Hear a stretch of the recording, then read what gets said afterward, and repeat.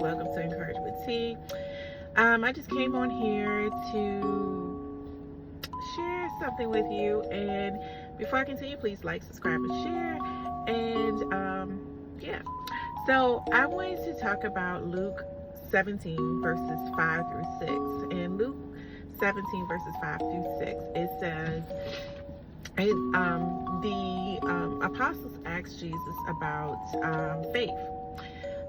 About having the faith that Jesus had when he was performing miracles and things like that. Like, why can't we do that?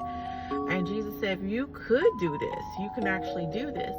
And the way that you can do this, if you have faith as small as a mustard seed, that's all the faith you need. And you can say to the sycamore tree, to be uprooted and be thrown into the sea or wherever, tell it to go wherever you want it to tell it to go to, and it will be so.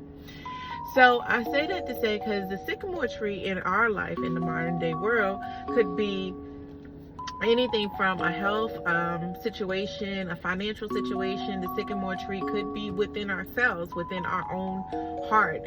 We could have some stony areas in our heart that needs to be uprooted and told, get up out of here, and so you can have a more cultivated heart that God can actually work through.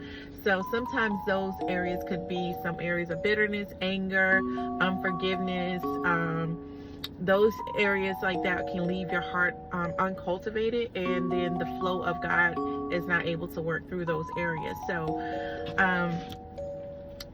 and that's, that is also found in Hosea, I think it's 10 verses, verse 15 or 10, 12, something like that. But anyway, God talks about an uncultivated heart and how your heart uncultivated heart or whatever. And an uncultivated heart, in my understanding, is my interpretation is a heart that is hard, is hardened. And when you have something that's hard, it's a lot of pressure builds up. It's something caused that ground or whatever to be so hard where nothing can flow through. And so for God's anointing, for his power to flow through, for his joy and for his love to flow through, that heart needs to be softened so that he can move through, so you can receive those fruits. Just like a plant in the ground. If a plant is being planted in the ground and the ground is hard, it's hard for that plant to receive the nutrients for it to grow and be a fruitful tree or fruitful plant. So it's so with the heart. If your heart is hardened, it's hard for that heart to grow and mature in the things of God. If you're holding bitterness in it, or any type of anger or resentment, it could be jealousy, it could be lust, it could be anything of those natures, other than the fruits of the Spirit, because we want to harbor and manifest joy, love, kindness, and things like that in your heart. And I'm speaking about myself as well, because, sometimes just, recently I'm driving down the road and I felt myself, some little frustration rising up in me. I won't say frustration, but a little irritated, whatever, about the traffic and how it flows. So little things like that, what they say, little foxes can